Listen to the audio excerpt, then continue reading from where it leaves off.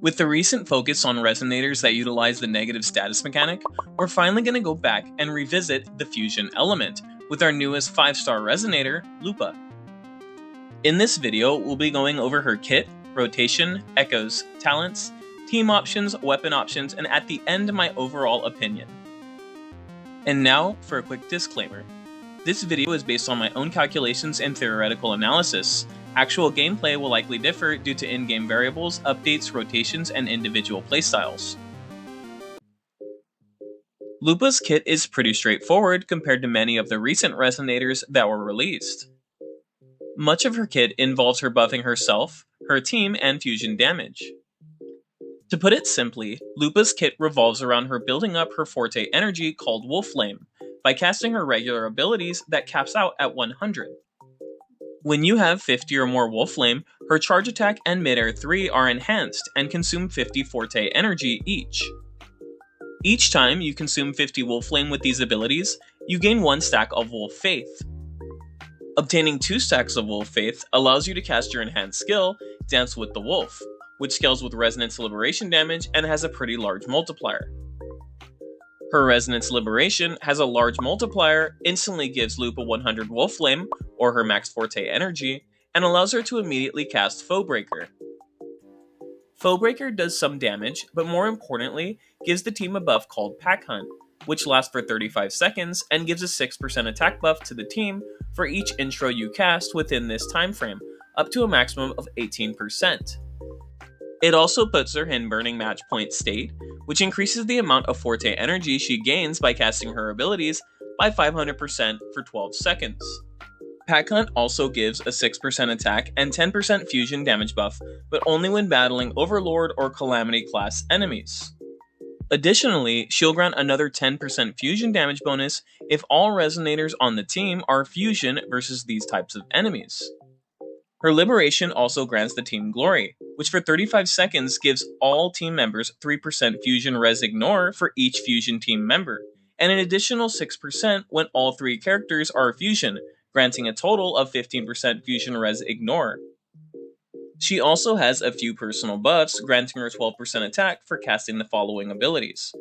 Her Resonance skill Feral Fang, casting Wolf's Gnawing, Wolf's Claw, or Fire Strike, essentially the 3 abilities that consume 50 Wolf Flame, her Resonance Liberation, her Resonance skill Dance with the Wolf, and Dance with the Wolf Climax, or in other words, the abilities that consume Wolf Faith. Lupa's outro is tailor-made for resonators like Brant and Encore, granting a 20% fusion damage amplify and 25% basic attack damage amplify for 14 seconds. Her damage is pretty split between types, but moderately favors Resonance Liberation damage, since her enhanced forte skills, Dance with the Wolf, and Dance with the Wolf Climax count as liberation damage along with her liberation. As for Lupa's rotation, although players will likely find more optimized rotations when she comes out, this rotation should be pretty close to optimal. You're going to want to start with an intro attack into a midair 3, which will plunge her to the ground. Next, do your basics 1 through 3, followed by your hold skill to put you in midair to cast your midair attacks 1 and 2, followed by Fire Strike to consume Wolf Flame and grant you 1 Wolf Faith. Next, cast your follow-up skill into your heavy attack Wolf's Claw to consume 50 more Wolf Flame, granting you the second point of Wolf Faith you need to cast your enhanced forte skill, Dance with the Wolf. At this point, you can cast your Resonance Liberation followed by Foe Breaker to give the team their buffs and put Lupa in Burning Match Point state. This will put you in midair, where you can cast your midairs 1 and 2, followed by Fire Strike. Do a few autos to build up your forte, and cast your heavy attack to cast Wolf's Claw, and end the combo with Dance with the Wolf Climax and outro. Since Lupa serves as a fusion support and sub DPS, the new set Flaming Claw print will be perfect for her since it does buff the team's fusion damage as well as her personal liberation damage. As for her forecast, if you're not planning on pulling for sequences and are using her signature or a non-crit rate weapon, going for a crit rate forecast will be optimal. Her S1 does give her 20 crit rate after casting her liberation, making crit damage optimal in this case.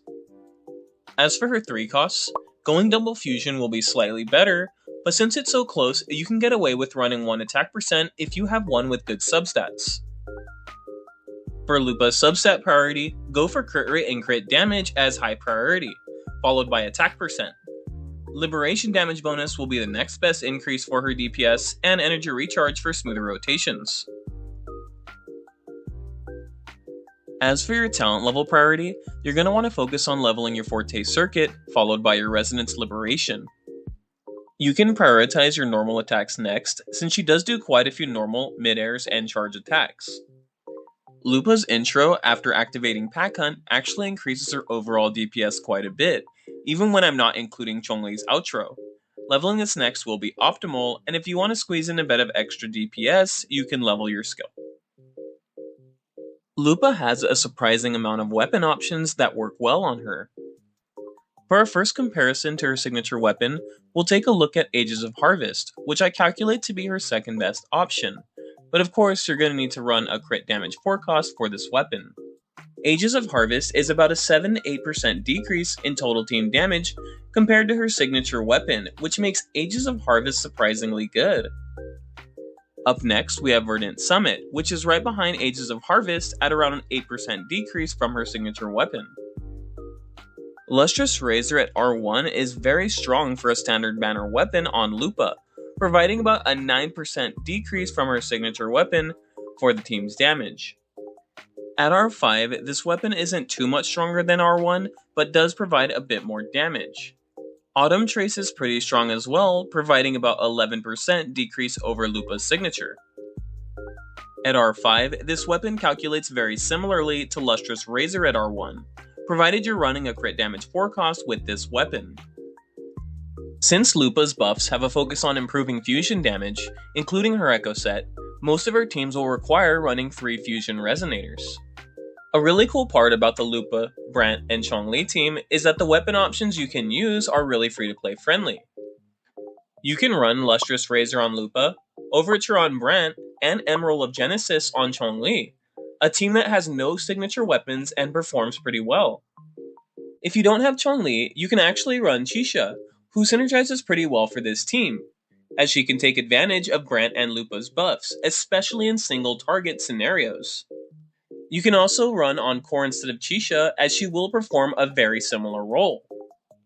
If you have a very well invested Brant, you can consider running a very comfortable Shorekeeper, Lupa, and Brant team that will do good damage and allow Brant to have the spotlight.